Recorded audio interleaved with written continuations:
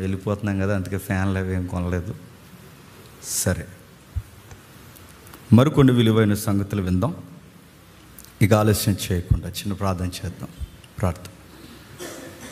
పరలోకమందున్న మా తండ్రి, అన్నయ్య ద్వారా కొన్ని విలువైన సందర్భానుసారమైన లేఖనాల యొక్క క్రమంలో తండ్రి మాకిచ్చిన ఈ బోధన బట్టి మీకు స్తుతులు, స్తోత్రం. మరికొన్ని సంగతులు మాతో మాట్లాడండి. ఉపమానాలు అర్థం చేసుకోవడం అనేది తండ్రి వాక్యాన్ని నెమరు వేసుకోవడం అనేది మీ ఆత్మ సహాయంతో చేకూరే కార్యక్రమం తండ్రి. ఆత్మ సహాయం లేనప్పుడు ఉపమానాలు కూడా అర్థము తండ్రి. ఆ ఉపమానాలు వెనక తండ్రి తప్పుడు యొక్క వాక్యాలు ఇప్పటివరకు మేము వినేసి ఉన్నాం దేవా. వాటిని మరలా తండ్రి విద్యార్థులుగా మమ్మల్ని సరిచేస్తూ సహోదరుల ద్వారా, మా ద్వారా, అందరి ద్వారా మీరు మాట్లాడుతున్నందుకు మీకు స్తుతులు, స్తోత్రములు. మరి ఒక ఉపమాన భాగంలోకి మేలుచుండగా మా అందరితో మీరు మాట్లాడతారని కోరుతూ క్రీస్తున్నామని ప్రార్థన సమర్పిస్తున్నాం తండ్రి. ఆమేన్.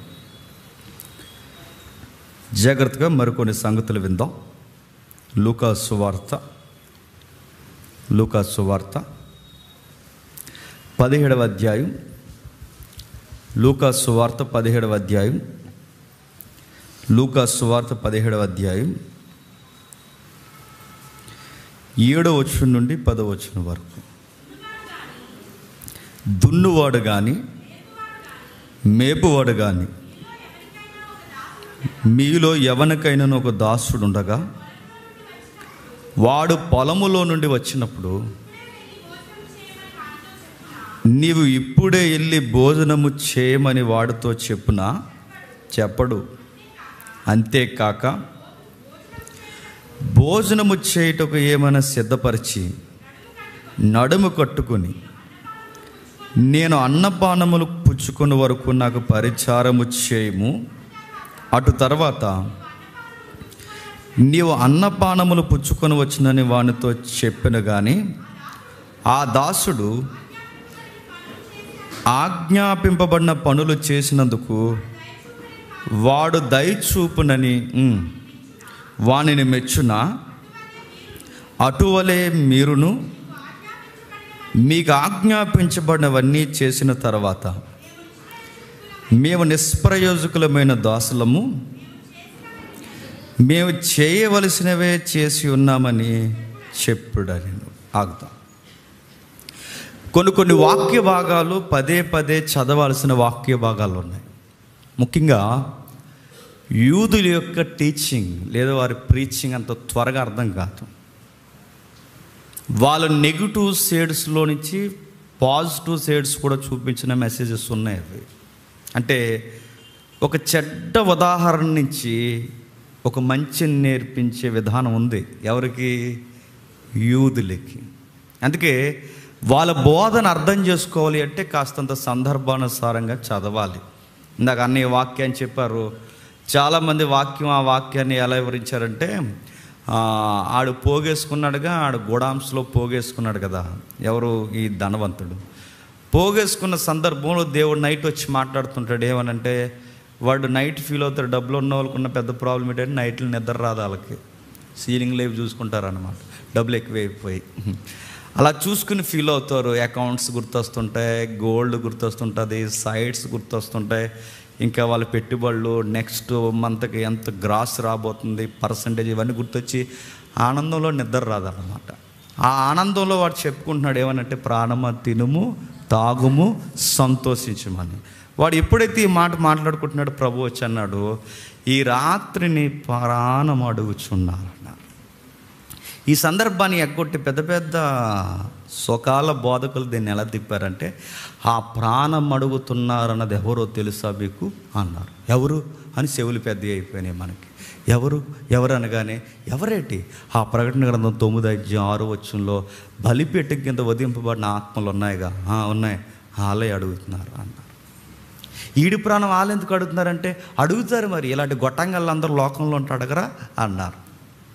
నేను అడుగుతున్నాను, బలిపీఠం కింద ఉన్నవాళ్ళు కాదు వీళ్ళ ఆత్మలను అడుగుతున్నది, బలిపీఠం కింద ఉన్నవారు కాదు వీళ్ళ ప్రాణాలు అడుగుతుంది, వీళ్ళ కింద కూలి పనులు చేసి నలిగిపోతున్న వారు ఉసురు అడుగుతుంది. నేను తీసే ప్రభువా అని. కాబట్టి సందర్భానుసారంగా వాక్యం చదివితే భయం వేస్తుంది. సందర్భానుసారంగా వాక్యాన్ని చదివితే కొంచెం జాగ్రత్త, బ్రతుకుల్లో భక్తిని మనకు నేర్పిస్తాయి. లేదంటే ఏదో ఒక జీకే బిట్లు నేర్చుకుని ఇటుకు వెళ్ళిపోతాం. ఇప్పుడు అదే షేడ్లో మనం వెళ్తున్నాం. ఇప్పుడు చదువుతున్న వాక్యాన్ని మీరు చూడండి. ప్రభు అయిన యేసుక్రీస్తు వారు, తండ్రి అయిన దేవుడు, త్రిత్వంలోని ఈ దైవత్వము తనను తాను వ్యక్తీకరించుకోవడానికి కొన్ని ఉదాహరణలు వ్యక్తీకరిస్తుంది. ఆ ఉదాహరణ ఏం చెబుతుంది దైవం అంటే? చెప్తున్నాడు చూడండి. ఆయన మాట్లాడుతూ ఒక మాట అన్నాడు, ఎవరైతే సంఘములో లేదా సార్వత్రిక సంఘములో లేదా సువార్తలో నలిగి వేసారిపోతారో వాళ్ళందరూ జాగ్రత్తగా చదువుకోవాల్సిన వచనం ఇది. అవగాహన లేకపోతే ఉపమానాన్ని తప్పుద్రోవ పట్టిస్తాను. ఇందాక కూడా చెప్పాను, మళ్ళీ ఒకసారి జ్ఞాపకం చేస్తున్నాను. చెడ్డ ఉదాహరణలో నుంచి కూడా మంచి పాఠాన్ని నేర్పించే టీచింగ్స్ జూయిస్కున్నాయి. మరలా మీకు చెప్పిన ఒక ఉదాహరణ చెప్తాను. ఇదిగో, దేవుని రాజ్యము పులిసిన పిండిని పోలి ఉందన్నాడు. అదేంటి పులిసిన పిండి అంటే? మంచిదనా చెడ్డదనా చెప్పండి? మంచిదా చెడ్డదా? పులిసిన పిండి అంటే అది మంచిది కాదు, అది తినడానికి పనికిరాదు, ఇంట్లో పెట్టుకోవడానికి పనికిరాదు, పనికిరాని దాన్ని పులిసిన పిండి అంటారు. పులిసిన పిండి అనే ఒక భయంకరమైన పదార్థాన్ని దేనికి పోలుస్తున్నాడు అంటే?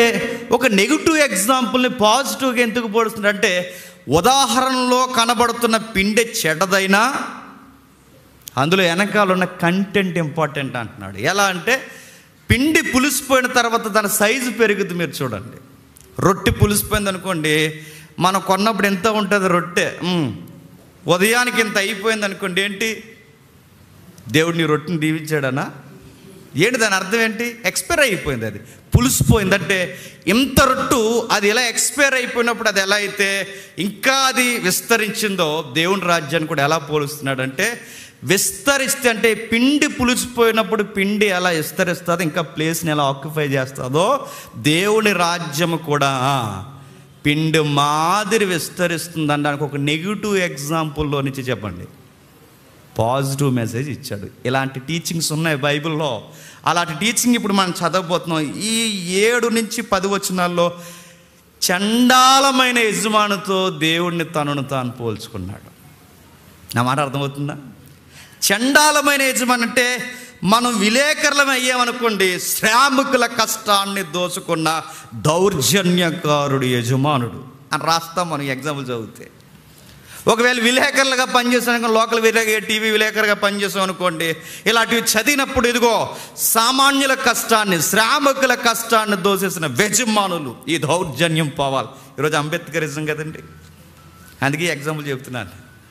ఇలాంటివి మనం రాస్తాం, అడుగుతున్నాను, ఇలాంటివన్నీ మనం రాస్తాం. ఎందుకంటే ఈ యొక్క వ్యత్యాసాలు చూసే విధానం ఉంది.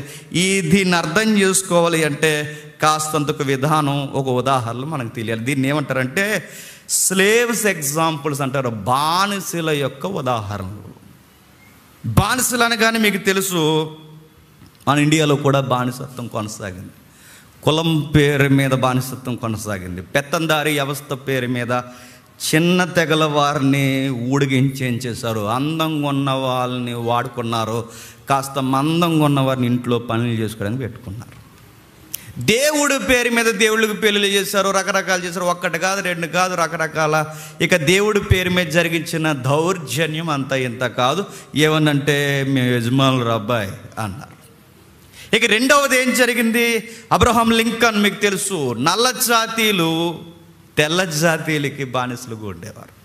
అబ్రహాం లింకన్ ఫైట్ చేసేంత వరకు, జూనియర్ మార్టిన్ లూథరన్ ఫైట్ చేసే వరకు, వీళ్ళందరూ ఫైట్ చేసేంత వరకు నల్ల జాతీయులు తెల్ల జాతీయులు బానిసలయ్యారు. ఈ నల్లోల్ని తెల్లోళ్ళు కొనుక్కున్నారు. ఇప్పటికీ మీరు చూడండి, గల్ఫ్ ఏరియాలో 2 సంవత్సరాలు మన వాళ్ళు కొనుక్కుంటారు. గల్ఫ్ వెళ్తున్నాం అంటారుగా, గల్ఫ్ వెళ్ళడం అంటే ఏంటి? 2 సంవత్సరాలు మమ్మల్ని కొనుక్కుంటున్నారని. మీరు ఇల్లు అక్కడికి ఉన్న వాళ్ళని మీరు అడగండి, 2 years వాళ్ళకి బాండింగ్ రాసేస్తున్నాం, కొనుక్కుంటారు. ఇప్పటికీ బానిసర్కాలు ఉన్నాయా? స్లేవ్స్గా మనుషులను కొనుక్కుంటారంటే కొనుక్కుంటారు. అమెరికాలో మొన్నటి వరకు జరిగింది, ఇండియాలో మొన్నటి వరకు జరిగింది. ఇప్పటికీ మారుమూల ప్రాంతాల్లో పైలుకాపు విధానం అనేది ఇంకా నడుస్తోంది. ఇంకా చాలా విధానాలు నడుస్తున్నాయి. వీటన్నిటి గురించి ప్రపంచం మనకు ఉదాహరణలు నేర్పుతుంది. బానిస అనగానే హక్కులు లేనోడు, బాగా వినాలి, హక్కులు లేని వాడిని బానిస అంటాడు, వాయిస్ లేని వారిని బానిస అంటారు. మరి ఏముంది బానిసకి బాధ్యతలు తప్ప బానిసకి ఏముండవు చెప్పండి? హక్కులు ఉండవు. ఒకడున్నాడు గ్రీక్ ఫిలాసఫర్ సెనెకా అని, ఒక గ్రీక్ ఫిలాసఫర్ ఏమంటాడంటే 3వ శతాబ్దానికి చెందినవాడు వీడు. Slave is a talking animal, అంటే ఆడు మాట్లాడే జంతువే తప్ప ఆడికి హక్కులేమీ లేవు. బానిస అనేవాడు మాట్లాడతాడు. జంతువు అంటే జంతువుకి ఈడికి ఇంట్లో కుక్కని ఎలా పెట్టుకుంటున్నామో ఈయన అలా పెట్టుకున్నాం. ఆ కుక్క కాపలా కాస్తుంది, ఈడు మన ఇంట్లో పనులు చేస్తాడు, అంతే. స్లేవ్. బానిస అనేవాడు మాట్లాడే జంతువుల్లో ఒక జంతువు, అంతే. ఇలా రకరకాల పోలికలు ఉన్నాయి. ఇలాంటి ఉపమానంలో బాధపడే విషయం ఎవరో చెప్పనా? బానిసలుగా ఉన్న వారిని పోలుస్తూ ఇందులో యజమాడిని చూపిస్తున్నాడట. అర్థమైనట్టే ఉంది, ఏం అర్థం లేదని అర్థమైంది. చూద్దాం మీకు అర్థమయ్యేలా. అమ్మ బొమ్మ చూపించి మీకు వాళ్ళు నేర్పిస్తాను. ఒకసారి చూడండి. ఒకసారి ఎగ్జాంపుల్ నేను చదువుతున్న మాటలు అక్కడ మీకు కనబడితే చూడండి. 7వ వచనం చదివి ఒకసారి అక్కడ లుక్ వేయండి. మీరు ఇమేజెస్ ప్లే చేయండి. ఒకసారి మీరు చూడండి. 7వ వచనంలో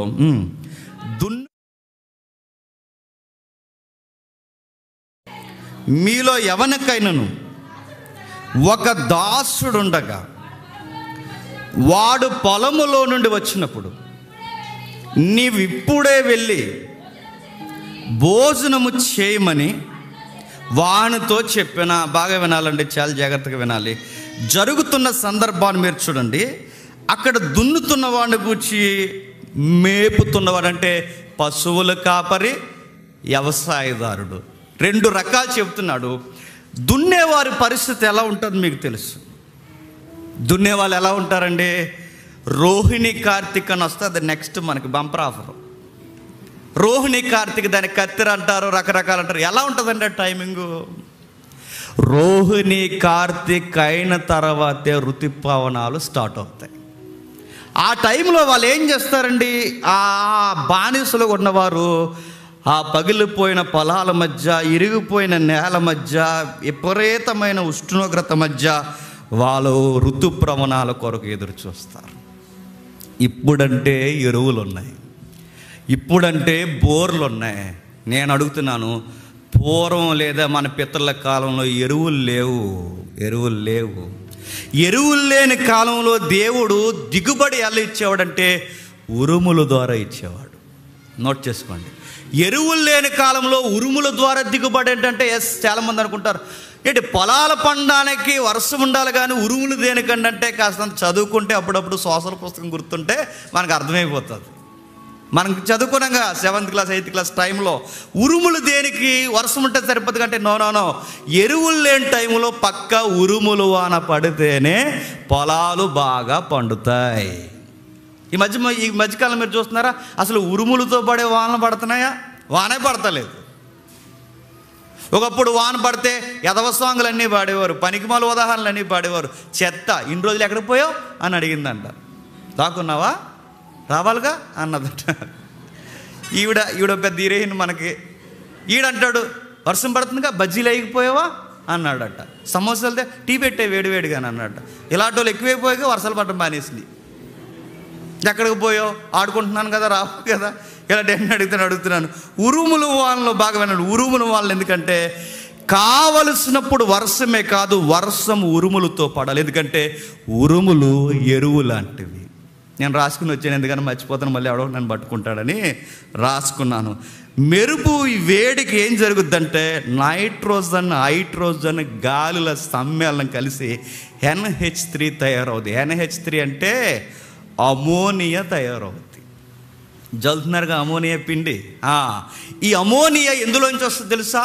ఉరుములు దానికి తోడై ఆ ఉరుములకి ఆ మెరుపులు తోడైతే ఈ నైట్రోజన్ యొక్క గాలుల సమ్మేళనంలో NH3 పుడుతుంది, అంటే అమోనియా పుడుతుంది. అమోనియాతో ఆ వర్షం అలా పడితే, ఏ పొలంలో వర్షం పడితే చెప్పండి ఆ పొలానికి దిగుబడి బాగా వస్తుంది. అందుకే ఉరుములు వలన పడేవి ఒకప్పుడు, దిగుబడులు బాగుండేవి, విత్తనం గట్టిగా ఉండేది, తిన్న మనం కూడా గట్టిగా ఉండేవాళ్ళం. ఇప్పుడు అన్ని చెత్తలు తింటున్నాం. ఇప్పుడు ఉరుములు లేవు, ఉరుములు లేవు, మెరుపులు లేవు, అంతా గాలివానలు. మళ్ళీ చేసిన వ్యవహారానికి సరిపోలేదని మళ్ళీ కేంద్ర ప్రభుత్వాలట సహజమైన వర్ష కేంద్రీకృతాన్ని తీసుకొచ్చి మేఘమదనం చేస్తారంట. మేఘమదనం అంటే వర్షాలు కావాల్సిన టైంలో కురిపించారు, చచ్చిపోతాం ఇవన్నీ తినేసి.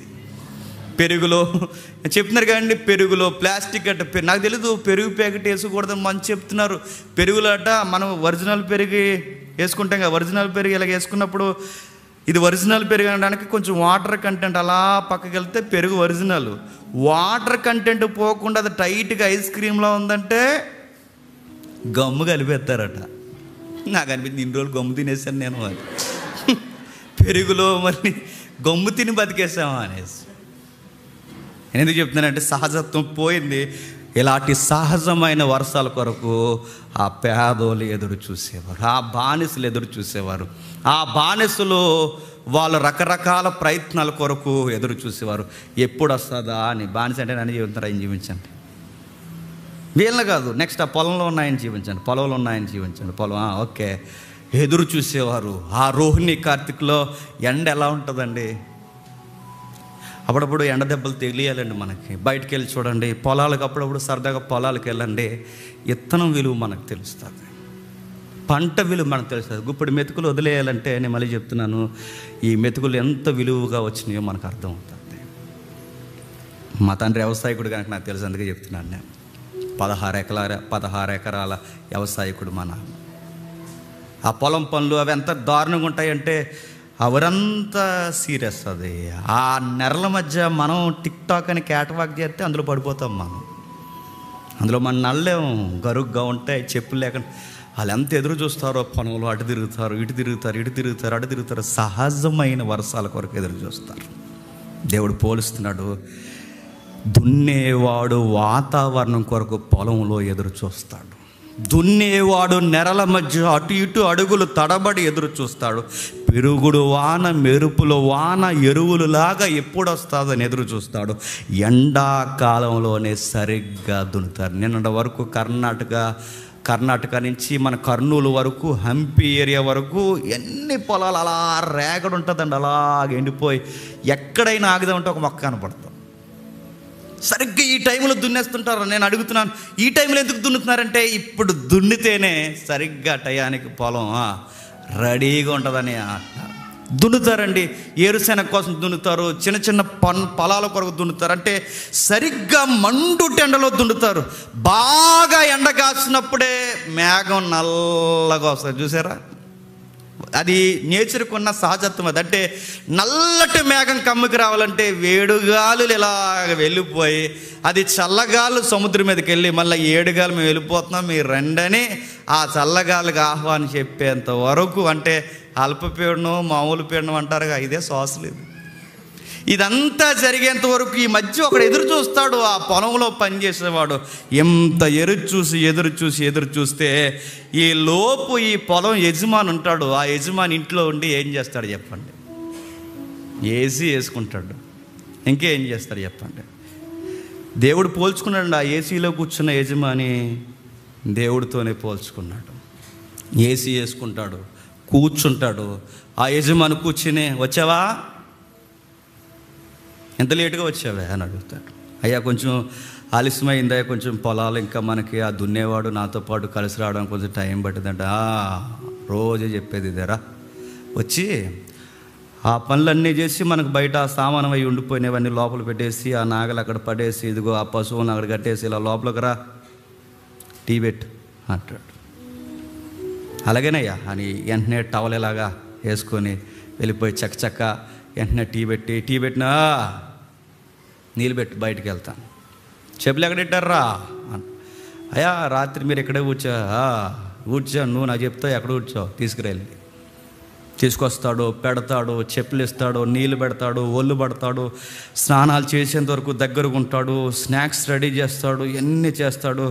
అంత అయిన తర్వాత ఈ పొలం నుంచి ఉదయం నుంచి సాయంత్రం వరకు ఎండలో ఎండిపోయి ఇంటికి వచ్చిన తర్వాత వీడికి టీ ఇచ్చి, ఈయన దాకా టీయా ఎవరు ఆ ఏసీలో ఉన్నవాడికి టీ ఇచ్చి ఆడికి కావాల్సినవన్నీ ఇచ్చి చెప్పులు ఇచ్చి అన్నీ వేసిన తర్వాత సోగ్గా స్నానం చేసిన తర్వాత వెళ్తున్నప్పుడు చెప్తాడు, అంతా అయిపోయింది కదా, వెళ్ళిపోయాను అనుకో, ఆ పనులన్నీ చక్కబెట్టి ఉంచు, మళ్ళీ భోజనానికి రెడీ వస్తుంది, లోపల వంట రెడీ చేసి ఉంచు. వంట రెడీ చేసేస్తాడు, చక్కచక్క రెడీ చేస్తాడు. పొలం నుంచి వచ్చిన తర్వాత ఈ పనులన్నీ గ్యాప్ లేకుండా చేస్తాడు. అప్పుడు అంటాడు, అంతా బాగానే చేసా కానీ ఓ పని చేయి, దా భోజనం చేద్దాం అండో, భోజనం చేస్తున్నాను వెయిట్ చేయి అంట. ఆ మాటలు ఉన్నాయి చూడండి, అక్కడ ఆ మాటలు ఉన్నాయి చూడండి ఒకసారి. 8వ వచనంలో, అంతేకాక నేను భోజనము చేయుటకు ఏమైనా సిద్ధపరిచి నడుము కట్టుకొని, ఆ ఇమేజ్లు ప్లే చేయండి, ఇమేజ్లు. నేను అన్నపానములు పుచ్చుకునే వరకు నాకు పరిచారము చేయవలను, అటు తర్వాత నీవు అన్నపానములు పుచ్చుకొనవచ్చునని వానితో చెప్పను కానీ, ఆ దాసుడు ఆజ్ఞాపింపబడిన పనులు చేసినందున వాడు దయ చూపనని వానిని మెచ్చిన. అక్కడ ఒక క్వశ్చన్ రేట్ చేస్తున్నాడు చూడండి. పొలం నుంచి వచ్చినాడు, రా ఎంకయ్యా రా రా రా వచ్చావా, కొంచెం నీళ్ళు తాగు అండో, కొంచెం టీ తాగు అండో, దా కూర్చో కొంచెం చెప్పు చేతికలే పనులు అండో, నాకు టీ పెట్టు, నాకు నీళ్ళు పెట్టు, నాకు భోజనం పెట్టు, నాకు కావాల్సిన అన్ని సిద్ధపరచు. శుభ్రంగా భోజనం చేసిన తర్వాత అంటాడ, భోజనం చేసే వరకు వెయిట్ చేయి.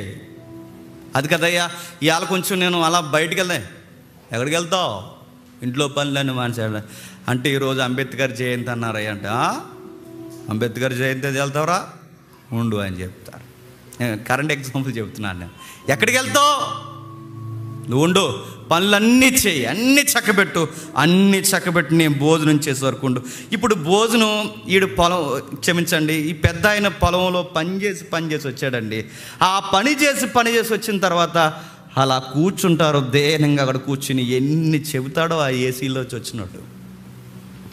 ఎంత వెయిట్ చేసావు, కనీసం లాస్ట్లో నా కోసం ఎంత కష్టపడుతున్నావు, థ్యాంక్స్ వెంకయ్య అంటాడా, కృతజ్ఞతలు అంటాడా? అలాంటివేమీ ఎక్స్పెక్ట్ చేయొద్దు అంటున్నాడు. ఎందుకంటే నువ్వు బానిసవి, నేను యజమాన్ని, నేను చెప్పింది నువ్వు ఖచ్చితంగా చెయ్యాలి, నువ్వు చెయ్యాల్సిందే చేసావు, నువ్వు ఎలాంటివి ఎక్స్పెక్ట్ చేయకని చెప్తున్నాడు. ఇందులో మనకి ఏమి నేర్పిస్తున్నాడంటే, గుండె బరువెక్కిపోయి నేర్పిస్తున్నాడు మనకి. ఇందులో మనకి ఏమి నేర్పిస్తున్నాడు, బాధాకరమైన విషయాలు నేర్పిస్తున్నాడు. ఇంకా చెప్తున్నాడు, మరొక ఉదాహరణ మాట్లాడు. ఒకడు పొలం దున్నేవాడైతే మరొకడు ఎవరన్నట, మేపువాడు అంటే ఎలా ఉంటాడండి? మేపువాడంటే ఉదయాన్నే పనులన్నీ చక్కబెట్టుకుంటాడు.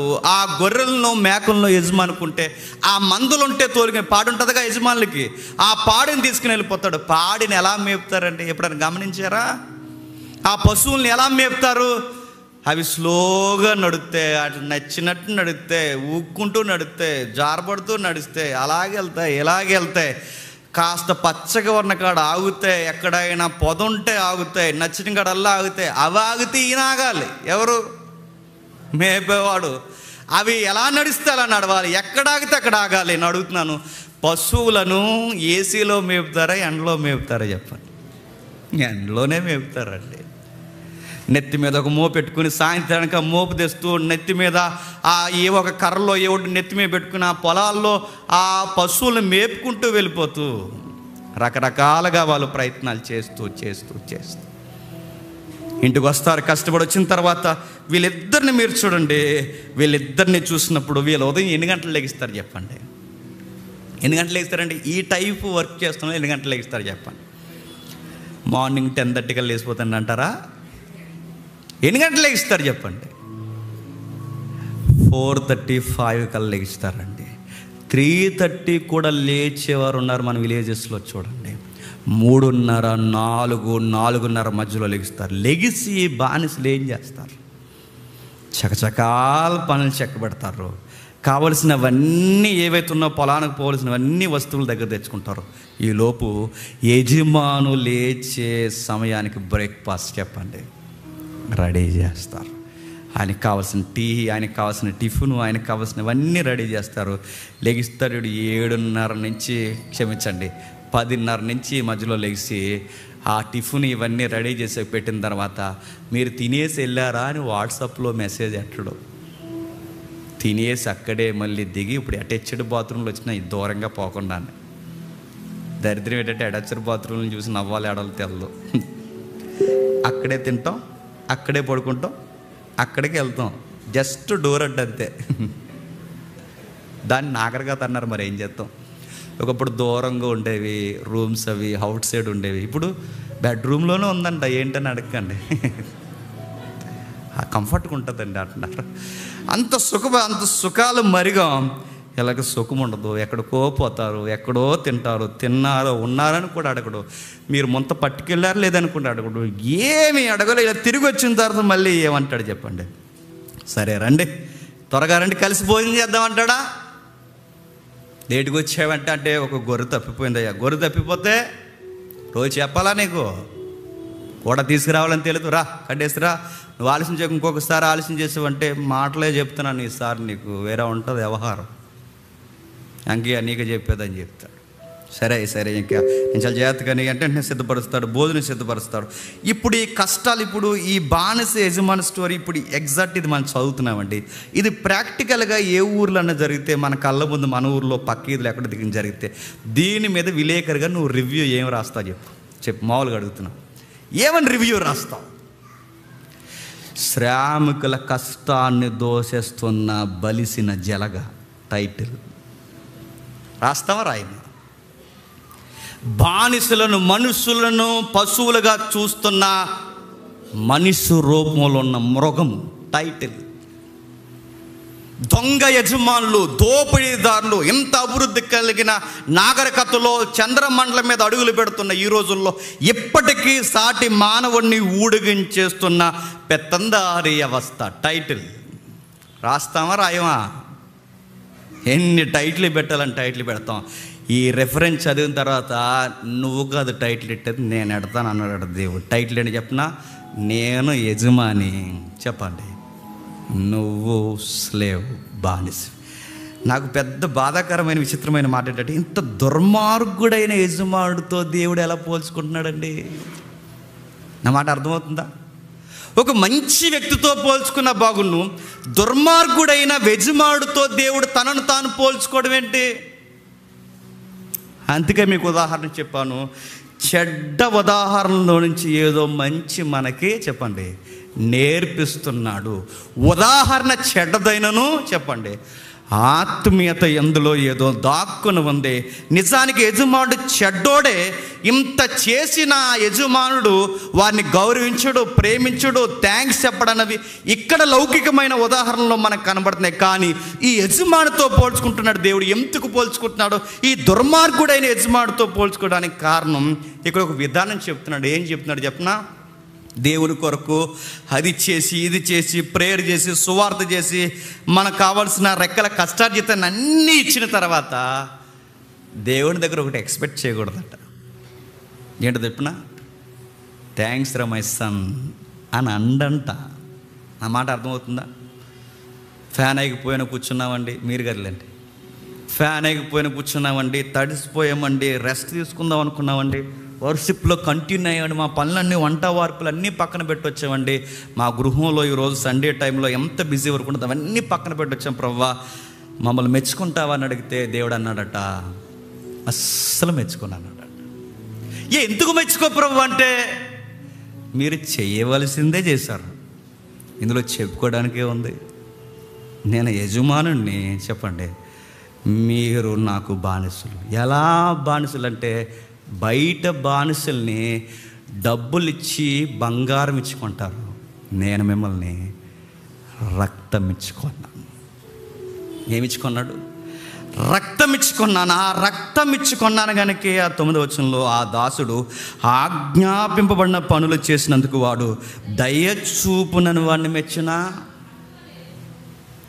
మేము సంఘంలో ఎంత నలిగిపోయామండి, నేను సువార్తలు ఎంత నలిగిపోతున్నానండి, నేను డే అండ్ నైట్ మీటింగ్స్కి వెళ్తున్నానండి, పరిచర్య చేస్తున్నానండి, ఎంతండి అంతండి, సంఘ పెద్దనండి, అదండి తోపండి తురుమండి, మా సంఘంలో ఎంత బరువు నువ్వెన్నంటే చెప్పు, నువ్వు ఎంత వివరనంటే జేమ్స్ నెలంతా తిరుగుతాడండి, పగలు తిరుగుతాడు, రాత్రి ఎన్నంటే చెప్పరా జేమ్స్, నువ్వెన్నంటే చెప్పు. నీకు మెచ్చుకునే ప్రోగ్రామ్స్ ఇటు ఏమీ లేదు, నువ్వు చెయ్యాలనే నేను కొన్నాను, నువ్వు చేయవలసిందే చేస్తున్నావు. ఇందులో నీకు రివార్డ్స్ ఎందుకు ఎక్స్పెక్ట్ చేస్తున్నావు? మొత్తం పనంతా చేసిన తర్వాత ప్రభువా 31st నాకు ఏమి ఇస్తావంటే 31st ఇచ్చాను, ఇంకేమి ఇవ్వాలి నీకు? ఇంకా బతుకున్నావు, ఇంకేమి ఇవ్వాలి? చెయ్యాల్సిందే చేసావు అంటే మేము నిష్ప్రయోజకులమైన దాసులం. అంటే మనం అంతా చేసిన తర్వాత ప్రతి విశ్వాసికి సేవకుడికి చెప్పుకోవాల్సిందే చెప్పనా, మేము చేసిందేమీ లేదు, దేవుడు చెప్పిందే మేము చేసాం. నేను ఎందుకు చెప్తున్నాను చెప్పనా, ఇప్పుడు మినిస్ట్రీలు ఎలా ఉన్నాయంటే, మా మినిస్ట్రీ ఎంత పని చేస్తుంది చెప్పనా, ఎంత పని చేసినా చేయాల్సిందే చేశారు అంతే. మా మినిస్ట్రీ ఎంత పని చేస్తుంది చెప్పినా, మేము అక్కడ సంఘాన్ని కట్టాం, ఇక్కడ సంఘాన్ని కట్టాం, అక్కడ సంఘాన్ని కట్టాం, తెలుగు రాష్ట్రాల్లో ఇంకా విదేశాల్లో మేము సంఘాలు కట్టబోతున్నాం, మా బ్రాంచ్లు అన్ని దిక్కుల్లో ఉంటాయంటే ఉన్న తర్వాత ఇంత పరిచర్య ప్రపంచంలో ఎవడని చేస్తారంటే ఎవడ చేయకపోయి నువ్వు చేసినా దేవుడు అంటాడు చేయాల్సిందే చేస్తావు. నిష్ప్రయోజకమైన చెప్పండి దాసులు. రేపొద్దున మన మినిస్ట్రీ డెవలప్ అవుద్ది, ఇంకా చేస్తాం, మా అలాగే ఇంకెవడో చేయడంటే ప్రభు అంటాడు చాలా చేసేవరే అంకయ్య అంటాడు. కూర్చో, టీ తాగావా అని యజమాని దగ్గర ఎలా అయితే అడుగుతాడని ఎక్స్పెక్ట్ చేయకూడదో, నిన్ను పొగుడుతాడు దేవుడు నీ పనిని బట్టినని నువ్వు ఊహలోకి వెళ్ళకి. ఎందుకంటే మన పని రక్షణకి మూలం కాదు, ఆయన కృపే రక్షణకి మూలం. మన పని రివార్డ్స్ మనకి తీసుకురాదు. ఎందుకంటే ఇంత పని చేసిన వాళ్ళు అన్నారట, మేము ఏం చేసామండి, మేము చేసింది ఏమీ లేదు, ఎందుకంటే ఆయన మమ్మల్ని కొన్నాడు, రక్తం ఇచ్చుకున్నాడు. అందుకే పౌలు కానీ అపోస్తులు కానీ వాళ్ళ లెటర్స్ రాస్తున్నప్పుడు, పేతురు కానీ వీళ్ళు రాస్తున్నప్పుడు ఇలా రాయరండి లెటర్స్. ఎలా రాయరో చెప్పనా, నేనెవరో తెలుసా, అపోస్తుల్లో కాస్తంత వయసులో పెద్దోడిని, కేఫా అని నేనే. తాళాల గుర్తు ఎవరికి ఇచ్చారో తెలుసా, యేసుక్రీస్తు వారు. పరలోకపు తాళాలు ఎవరికి ఇచ్చారు అనుకుంటున్నారు, నాకే ఇచ్చారు. అండో పేతురు ఏమంటాడు చెప్పనా, నేను యేసుక్రీస్తునకు దాసుడను, పేతురని నేను యేసుక్రీస్తునకు దాసుడని నేను శుభమని చెప్పి రాయినది ఏమనగా నేను బానిసని, స్లేవ్ అన్నాడు. మనమైతే ఏమన్నా చెప్పనా, తాళాలు ఎవరికి ఇచ్చారు అనుకుంటున్నారు, నాకే ఇచ్చారు. తాళాలు చేతితో పట్టుకుని పేతురని నేను రాయినది ఏమనగా అని రాస్తాం. వాళ్ళకి అర్థమైంది కనుక బానిసలు అన్నారు. పౌలు గారు ఏమంటారు చెప్పినందుకో, 12 మంది శిష్యులు ఇశ్రాయేలుకి రిప్రజెంటివ్గా ఉంటే ఒకే ఒక్క మనుష్యుడిగా, వన్ అండ్ ఓన్లీ సింగిల్ పర్సనాలిటీగా నిలబడి అన్యజనులకి రిప్రజెంట్గా, అంబాసిడర్గా వ్యవహరిస్తున్నాను. ఎవరనుకుంటున్నారు నన్ను? 13వ సంఖ్యలో 12 మంది ఒక పక్క అయితే 13వ ఒక పక్క. అది మన క్యాపబిలిటీ అని రాయుడు ఏమని రాస్తాడు చెప్పనా, యేసుక్రీస్తునకు దాసుడైన పౌలను నేను శుభమని చెప్పి రాయినది ఏమనగా అంటాడు. మరియమ్మకి ఏ గర్భాన్ని అయితే యేసుక్రీస్తు వారు పుట్టారో అదే గర్భాన పుట్టినోని యాకోబుని, జాకోబ్. ఇదిగో యోధాని ఎవరైతే ఉన్నారో ఈ యాకోబుని నేను, మా అన్నయ్య యేసు ప్రభు ఆయన నామమును రాయినది ఏమనగా అండో. సొంత సహోదరుడైనా ఏమని రాశాడు తెలుసా, యేసుక్రీస్తు దాసుడైన యాకోబును నేను శుభమని చెప్పి రాయినదేమనగా. వీళ్ళందరిలో ఒకలా ఉంటుందండి. ఎందుకో చెప్పినా వాళ్ళకు ఒక విషయం అర్థమైంది, మేము ఎంత కష్టపడినను చెప్పండి నిష్ప్రయోజకులమైన దాసు. ఏంటి పేతురు నేను తలకిందులుగా సిలివేశారంట, నీ సాక్ష్యం అదిరిపోయిందయ్య అంటే మొత్తం సిలివేసి పరదేశంలో నిలబడిన తర్వాత పేతురు ఇలా అంటాడేమో, చేయాల్సిందే చేశాను సార్, ఇంక పెద్ద ఏం చేశాను సార్ అంటారట.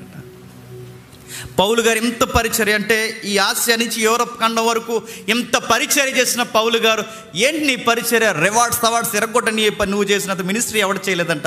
ఏమంటావు పౌలు అంటే, పౌలు గారు అంటారు చేయవలసిందే చేసిన సార్, నేను ఆయన నాకు ఇచ్చిన పరిధిని మించి నేను ఎక్కడికి దాటిపోలేదని తమ్మును తాము అర్థం చేసుకుని తగ్గించుకున్నారట.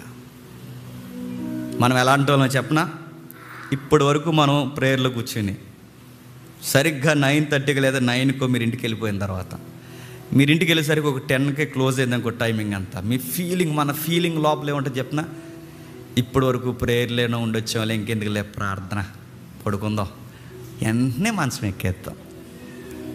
నువ్వు లెక్కలేసుకుంటావు. ఇప్పటి వరకు ప్రేయర్లో ఉన్నాను, ఉదయం అక్కడ ప్రేయర్కి వెళ్ళాను, ఇప్పుడు ప్రేయర్కి ఇక్కడికి వచ్చాను, మా లోకల్ చర్చికి వెళ్ళాను, ఈ చర్చికి వెళ్ళాను, అలాగే రొట్టె ద్రాక్షరసం తీసుకున్నాను, ఇవాళ నేను చాలా భక్తిగా గడిపేసాను, ఇంక సార్లే ప్రేయరు, మనసు ఎక్కేస్తాం. నువ్వెన్ని చేసినా నేను మళ్ళీ చెప్తున్నాను, నువ్వు చెయ్యాల్సింది చెయ్యాలి అంతే.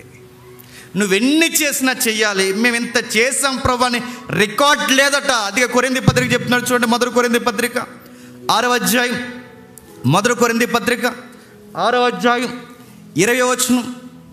మొదటి కొరింథీ పత్రిక 6వ అధ్యాయం 20వ వచనం. విలువ పెట్టి కొనబడిన వారు గనక మీ దేహముతో, దేవుడు విలువ పెట్టి కొనబడ్డారు కనుక మీ దేహముతో చెప్పండి దేవుణ్ణి మహిమపరచుడి. మీరు విలువ పెట్టి కొనబడ్డారు. మేము అది ఇది ఈ సేవలో నా ఆరోగ్యం పోయిందంటే పోతుంది. నువ్వు పోవాలని నేను కొన్నాడు. ఈ సేవలో నేను ఎంత నిట్టూరు పీడిసినా తెలుసా, ఈ సేవలో నేను ఎంత అనారోగ్యం పాలయ్యాను తెలుసా, పోతుంది. పోయినా దేవుడు నేను మెచ్చుకోడు. పోయినా గుర్తుపెట్టుకో, నీ ఆరోగ్యాన్ని బట్టి నీకేం అవార్డ్స్ ఇవ్వడు, పోతుంది అంతే. కరోనా టైంలో ప్రాణాలకి తునప్రాయలగించుతూ పోయి ప్రార్థన చేస్తారు. అంటుకుంటుందని తెలిసిన ప్రాణాలు పోయే చాలామంది సేవకులకి. ఆ టైంలో నేను అడుగుతున్నాను, ఎందుకు పోయారు? ప్రాణాలు పోతాయి, అందరూ ఉన్నట్టు ఇంట్లో మీరు ఉండొచ్చు కదంటే ఉండలేకపోయారు. నశించిపోతున్న ఆత్మల పట్ల భారం ఉంది కనుక వాళ్ళు వెళ్ళిపోయి ప్రార్థన చేస్తారు. అది అంటుకుంటుందని తెలిసి ఎదురెళ్ళారు. చివరికి ప్రాణాల మీద తెచ్చుకున్నారు. చాలామంది వయసు మళ్ళిన సేవకులు చచ్చిపోయారు. నేను అడుగుతున్నాను, దాన్ని బట్టి వెళ్ళని ఏమైనా పొగుడతాడు అనుకుంటున్నారా? ఆయన్ని మనల్ని అందరిని ఒకలాగా చూస్తాడండి. ప్రభు అంటాడు, ఉదయం ఒకడు వచ్చాడు పొలంలో పని చేయడానికి, మధ్యాహ్నం ఒకడు వచ్చాడు పొలంలో పని చేయడానికి, సంధివేళ ఒకడు వచ్చాడు పొలంలో పని చేయడానికి, అందరికి ఒకటే కూలి ఇచ్చాడట. అలా ఎలా ఇస్తావు? మేము ఉదయం నుంచి ఇన్ని గంటలు కష్టపడ్డాం, ఆడు మధ్యాహ్నం వచ్చాడు, మధ్యాహ్నం కూడా అంతా కష్టపడ్డాడు, వీడు సాయంత్రం 1 గంటే కష్టపడ్డాడు, అందరికి ఒకే కూలి ఎలా ఇస్తావంటే ఆయన అన్నాడు, నేను మేము కొనుక్కున్నాను రా, నాకు నచ్చినట్టు మీరు ఉండాలి, నేను నచ్చిన కూలి మీకు ఇస్తాను, మీకేడ్ర మధ్యలో పని చేయండి అంటాడట. మనం తెగ ఫీల్ అయిపోతాం. ఎవరో బయట అంటారు కదండి, రాజకీయంలో 40 సంవత్సరాలు మాకు అనుభవం అని. నీకు 40 సంవత్సరాల అనుభవం ఉన్నా, 30 సంవత్సరాల అనుభవం ఉన్నా, నువ్వు సీనియర్ సేవకుడు అయినా, నువ్వు వెన్నైనా గుర్తుపెట్టుకో, ఈరోజు సేవ చేస్తున్న వాడిని ఎంత ప్రేమిస్తాడో దేవుడు, 30 ఏళ్ళ నుంచి సేవ చేస్తున్న నిన్ను కూడా అంతే ప్రేమిస్తాడు. ఇద్దరిని ఒకేలాగా ప్రేమిస్తాడు, గుర్తుపెట్టుకో. వెనకాల పెద్దమ్మ బెంచీలు అరగొట్టేసి 40 ఏళ్ళ నుంచి సంఘంలో కూర్చున్న పెద్దమ్మ, పెద్ద ఆయన ఎవరైతే ఉన్నారో 40 ఏళ్ళు ఎంత నలిగిపోయారో వాళ్ళని ఎంత ప్రేమిస్తాడో, ఈరోజు కొత్తగా పాప నొప్పుకొని గుండెలు బాదుకుని వచ్చి చర్చలో కూర్చున్న ఈ పాపను కూడా అంతే ప్రేమిస్తాడు. ఎందుకంటే ఈ యజమానుడి ఇష్టం ఆయన ప్రేమిస్తాడు అంతే. ఇది శ్రామికుల కష్టాన్ని దోచుకుంటాడంటే నువ్వు శ్రామికుడు అనడానికి నీకు హక్కులు లేవు. ఎందుకో చెప్పనా, నిన్ను రక్తం ఇచ్చి కొనుక్కున్నాడు. నీ కొరకు ఎంత చేయాలో అంత చేశాడు. నాకు అన్యాయం జరుగుతుంది, నాకు ఇబ్బంది జరుగుతుందంటే సేవల అన్యాయం ఏంటి? నాకు ఆశ్చర్యకరమైన మాట అని చెప్పనా, ఇంత పనంతా ఫుల్ ఫ్లెడ్జెడ్గా చేసిన వీళ్ళు అన్నారట, సమస్తము చేసిన వీళ్ళందరూ అన్నారట, చేయవలసిందే చేసాం మేము, నిష్ప్రయోజకులమైన దాసులం అన్నా. నేను అడుగుతున్నాను, అంతా చేసిన వాళ్ళు నిష్ప్రయోజకమైన దాసులం అంటే మనం అంతా చేసామండి? అన్నీ సగం పనులు మనకి, ఏది పూర్తిగా చేయు. చేద్దామా? తినంగా 52 వారాలు చర్చికే రావు మనం. అయినా దేవుడి మీద కోపం ఎంతాం. ఒక ఆవిడ అనేది, నేను రేపు నుంచి డాడీతో మాట్లాడినాను అంది. ఏ అమ్మ అని అడిగాను నేను. అంటే మాట్లాడినాను అంది. ఎందుకు ఆల్ డాడీ అనుకున్నాను, తర్వాత తెలిసింది ఆ డాడీ అంట.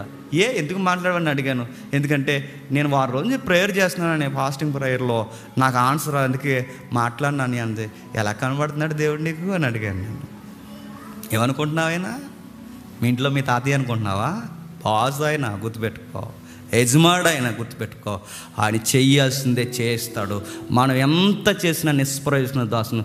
కనీసం టీ తాగమని కూడా అనలేదండి, ఎంత పరిచర్య చేస్తే అండవు, గుర్తుపెట్టుకో. టీ కూడా ఆయన తాగెత్తాడు, నువ్వేమనుకుంటే అనుకో. ఇంత పరిచయం, కనీసం పేరు చెప్పరండి పాంప్లెట్ మీద, కనీసం పేరు ఎలాగే వేయలేదు, కనీసం ఇంత పరిచయలో కనీసం గుర్తించరు.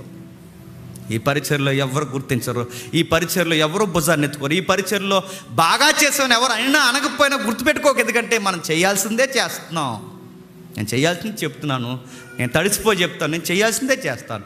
మీరు చేయాల్సినవి ఉంటుంది. మీరు చేయాల్సిందే. ఇందులో ఎవరెవరిని పొగర్రు, ఎవరినెవరిని ఎత్తుకోరు, ఎవరినెవరిని ముద్దాడరు, ఎవరినెవరిని గొప్ప చేయరు. ఎందుకంటే మనం నిష్ప్రయోజకమైన దాసులు.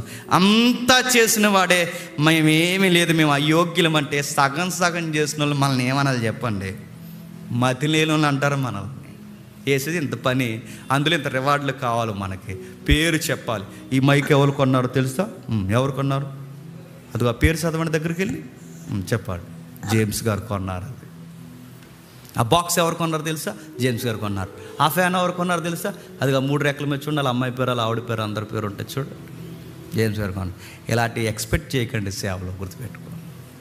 సేవలో బైబిల్ చెప్తుంది మనం ఎంత చేసినా ఎన్ని చేసినా నిష్ప్రయోజకులమైన దాసులు. మరో పదం చూడండి, పేతురు రాసిన మొదటి పత్రిక ముగించుకుందాం. పేతురు రాసిన మొదటి పత్రిక 1వ అధ్యాయం 18-19 వచనాలు చూడండి, ముగించుకుందాం.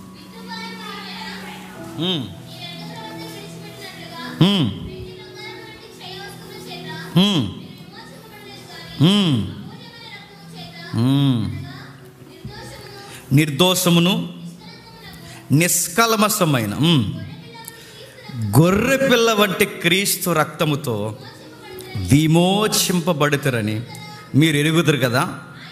ఆయన జగత్తు పునాది వేయబడక మునిపే నియమింపబడిన కానీ మనల్ని ముతుల్లో నుంచి లేపి ఏం చెప్తున్నాడు చూడండి. ఏ రక్తము చేత మనల్ని కొన్నాడట?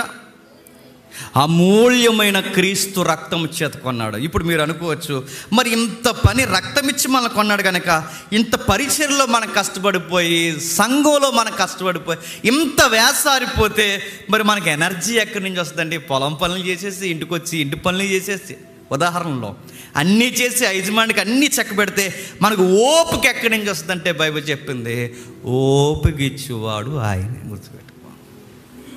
ఎలా తిరుగుతున్నారండి సేవలు అంటే? అలాగే తిరుగుతున్నాం.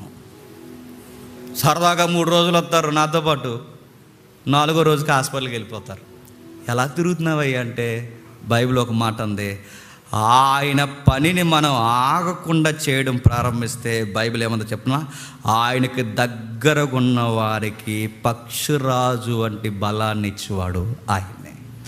గుర్తుపెట్టుకో. ఆ ఎనర్జీ ఎలా వస్తుందంటే ఆయన ఇస్తాడు. ఆ ఓపిక ఎలా ఇస్తుందంటే ఆయన ఇస్తాడు. ఆ యొక్క పనితనం ఎలా ఇస్తుందంటే ఆయన ఇస్తాడు. ఎందుకంటే బైబిల్ చెప్తుంది, యెహోవా కొరకు ఎదురు చూసువారు నూతన బలము పొందుతారు. ఆయనను పని జరిగించిన వారు పక్షిరాజు వలె యవ్వనంగా ఉంటారు.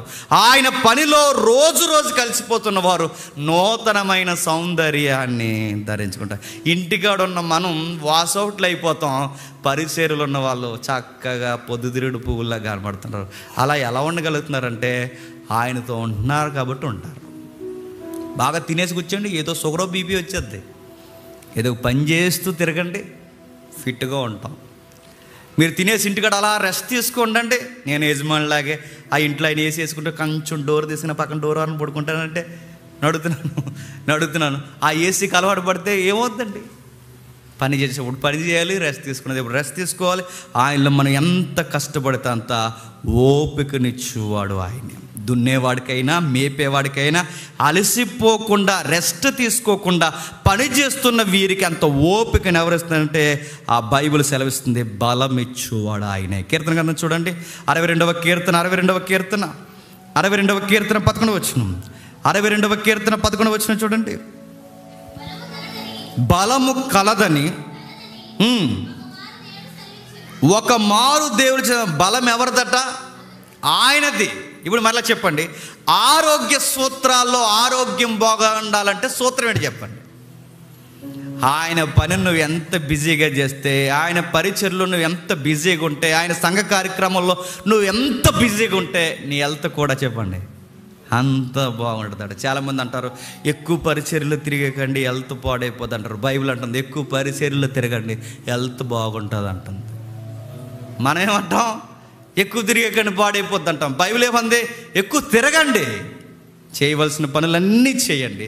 ఎంత కష్టపడతారో అంత కష్టపడండి. చక్కగా మీకు ఆరోగ్యం ఇచ్చేవాడు నేనే, బలం ఇచ్చేవాడు నేనే.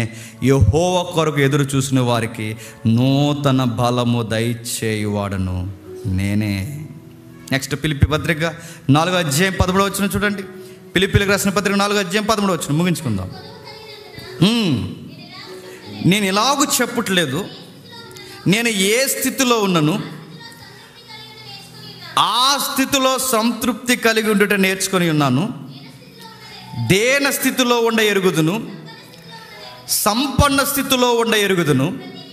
ప్రతి విషయంలో అన్ని కార్యములలో కడుపు నిండు ఉండుటకును అని చెబుతూ నన్ను బలపరుచు అని అందే. చెప్పండి, సమస్తమును చేయగలుగుచున్నాను. ఇప్పుడు చెప్పండి, ఆయన పనిలో ఎంత కష్టపడితే అంత ఎనర్జీ ఇచ్చేవాడు ఎవరు చెప్పండి? ఆయనే. మేము చాలా కష్టపడిపోతున్నాం, మాకు అనారోగ్య సమస్యలు వచ్చినా ఏమి రావు, ఆరోగ్యం బాగుంటుంది. ఇంకా ఆయన పరిచర్లో మేము చాలా పరిచర్య చేస్తూ మేము రెస్ట్ లేకుండా నలిగిపోతున్నాం, ఏం కాదు. ఆయన ఓపికనిచ్చేవాడు. బైబిల్ ఏముంది చెప్పిన? సమయమందును, చెప్పండి, అసమయమందును ప్రయాసపడాలి. రివర్స్ ఏంటి చెప్పిన? సమయమందు అసమయమందు నువ్వు ప్రయాసపడాలంటే బాగా వినండి, ముందు సమయమందు అసమయమందు పని చేయాలన్న ప్రాక్టీస్ నువ్వు స్టార్ట్ చేయాలి. గుర్తుపెట్టుకో. అన్నమాట అర్థమైందా? అంటే నువ్వు ఏ టైం కూడా చూడకుండా నువ్వు దేవునికి పరిచర్య జరిగించాలి అంటే ఏ టైంలో అయినా కష్టపడే మైండ్ సెట్ ఎవరికి ఉండాలి చెప్పండి? నీకు ఉండాలి. ఎండలో కష్టపడతాను, వరదలో కష్టపడతాను, పొలాల్లో కష్టపడతాను, ఇంటికి వచ్చి కష్టపడతాను, ఆయన ఎక్కడ చెబుతాడు కష్టపడతాను, ఆయన ఎలా ఉండమంటే అలా ఉంటాను. అంత ఉన్న తర్వాత పరిచర్య అంతా చేసిన తర్వాత ఆదివారం ఇంటికి వెళ్ళిపోతున్నప్పుడు, దేవా ఈరోజు నన్ను మెచ్చుకుంటావా? నేను ఆకాశం చూస్తే ప్రభు అంటాడు, నువ్వు చేయాల్సిందే చేస్తావు, చేసింది ఏముందా జేమ్స్, వెళ్ళు అని చెప్తాడు. అంతే. అది నిన్నైనా నన్నైనా, ప్రభా 5:30కి వెళ్ళాం ప్రభా, 9 వరకు అక్కడ కూర్చున్నాం ప్రభా, ఎంత ఆశక్తిగా కూర్చున్నాం తెలుసు ప్రభా. కూర్చున్నావుగా, అంతేగా, వెళ్ళు ఇంటికి వెళ్ళు అంటాడు. అంతే. చేయాల్సిందే చేస్తాం. వచ్చారు, విన్నారు, కూర్చున్నారు. ఇందులో రివార్డ్స్ ఏమి ఉండవండి. చెప్పినందుకు నాకు రివార్డ్స్ ఏమి ఉండవండి. రక్తం ఇచ్చి కొన్నాడు కనుక, బానిసలుగా ఉన్నాం కనుక ఆయనకి నచ్చినట్టు చేసుకుంటూ వెళ్ళిపోవడమే తప్ప ఇవన్నీ చేసిన తర్వాత మమ్మల్ని మెచ్చుకుంటా ప్రభు అంటే, ప్రభు అంటాడు, ఈ భూమి మీద ఏం మెచ్చుకోను కానీ ఒకరోజు వస్తుంది, అప్పుడు మెచ్చుకుంటాను. బలా, చెప్పండి, నమ్మకమైన దాసుడా. అప్పటి వరకు ఈ భూమి మీద ఏ సౌండ్స్ మనకి వినబడవు. అప్పటి వరకు ఈ భూమి మీద ఏ మెప్పుకోలు ఉండదు. అప్పటి వరకు సీదరు. నువ్వు ఎంత కష్టపడు అంత సీదరింపులు వస్తాయి. నువ్వు ఎంత పరిచయం చేయి అంత మాటలు అంటారు. నువ్వు ఎంతగా దేవుని దగ్గరకు ఉండు అన్ని ఇబ్బందులు శ్రమలు వస్తాయి. ఇవన్నీ వచ్చిన తర్వాత అనిపిస్తుంది, ప్రభువా మేము ఎంత నీకు చేస్తున్నావు, ఏంటి ప్రభువా ఈ శ్రమలు అంటే? ఆయన అంటాడు, చేయి, ఇంకా శ్రమపడు. ఆ శ్రమలు అలా పక్కన పెట్టి నువ్వు ఈ పని చేయి అని అడుగుతాడు. అస్సలు ఈయనకి మా మీద పట్టింపు లేదనుకుంటాం మనం. గుర్తుపెట్టుకోండి, శ్రమలే, పరిచర్యే, భక్తే, సువార్తే. ఇవో పక్కన అలా జరుగుతూనే ఉంటాయి, అవి మోస్తూనే ఉంటాం, ముందుకు వెళుతూనే ఉంటాం. మేము ఇన్ని చేసాం ప్రభు అంటే, ప్రభు అంటాడు, ఇప్పుడు ఇవేమీ లెక్కలోకి రావు, ఒకరోజు వస్తాను అప్పుడు లెక్కలు తీరుస్తాను అంటాడు. ఇప్పుడు చెప్పండి, యజమానుడు ఆ ఉదాహరణలో చెడ్డ యజమానుడే కనబడుతున్నా చెప్పండి, ప్రభు అయిన యేసుక్రీస్తు వారు ఎందుకు ఆ యజమానుడితో పోల్చుకుంటున్నాడంటే, అక్కడ యజమానుడు కింద ఉన్న వాళ్ళు బానిసలు ఎంత కమిట్మెంట్తో ఉంటారో మీరు కూడా నా దగ్గర అంత కమిట్మెంట్తో ఉండాలి. మీరు పార్కుల్లో తిరగడానికి మీకు టైం ఉంటుంది, మీరు రోడ్ల మీద తిరగడానికి మీకు టైం ఉంటుంది, మీ ఎక్సర్సైజ్లు చేసుకోవడానికి, మీకు సోకులు సరదాలకి, మీ షాపింగ్ మాల్కి, మీ పనికి మాలేసాలకి ఎంత టైం ఉంటుంది. మీకు 1 గంట నా మందిరంలో ఉండడానికి మీకు టైం ఉండదు. మీరు ఏం చేశారని అడుగుతాడు ఆయన. ఉద్యోగాలకు టైం ఇస్తారు, భోజనాలకు టైం ఇస్తారు, రెస్టారెంట్లకు టైం ఇస్తారు, ఫ్యామిలీతో వెళ్ళిపోవడానికి టైం ఇస్తారు, ఎన్నిటికి టైం ఇస్తారు, బీచ్లకు టైం ఇస్తారు, ప్రతిదానికి టైం ఇస్తారు. నా దగ్గర 1 గంట గడపడానికి మీరేదో పెద్ద ఎరగదీసిన ఫీలింగ్ మీరు ఎందుకు ఇస్తున్నారని అడుగుతాడు. ఆదివారం ఇంటికి వెళ్ళిపోయి 2-3 మెసేజ్లు వినేసాం, ఆదివారం ఇంటికి వెళ్ళిపోయి చర్చిలో మేము గడిపిస్తాం, ఈ రోజుకు ప్రేయర్ లేదు, బైబిల్ స్టడీ లేదంటే దేవుడు అంటాడు, నువ్వు చాలా ఊహించుకుంటున్నావు అని అడుగుతాడు ఆయన. నువ్వు చేయవలసిందే చేయి. ఆదివారం నువ్వు ప్రేయర్కి వెళ్ళొచ్చినా దేవుడు అంటాడు, ప్రేయర్ చేయి అంటాడు ఆయన. ఆదివారం నువ్వు వాక్యం వినొచ్చినా వాక్యం చదువు అని అడుగుతాడు ఆయన. పొలంకి వెళ్ళి వచ్చిన టీ పెట్టని ఎలా అడుగుతాడో చర్చికి వెళ్ళి వచ్చి నిన్ను కూడా చెప్పు ప్రార్థన చేయి అని చెప్తాడు ఆయన.